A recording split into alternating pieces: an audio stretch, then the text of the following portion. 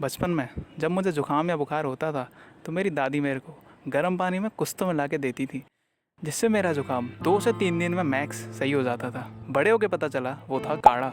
1/4 छोटी चम्मच हल्दी, अदरक, थोड़ी सी दालचीनी और थोड़ी सी काली मिर्च। तो एक पैन में 1 गिलास गर्म पानी डाल के उसे उबालना है 10 से 15 मिनट स्लो आग पे ढक के, ताकि उसके मेडिसिनल फ्यूम्स उसके अंदर ही रहें।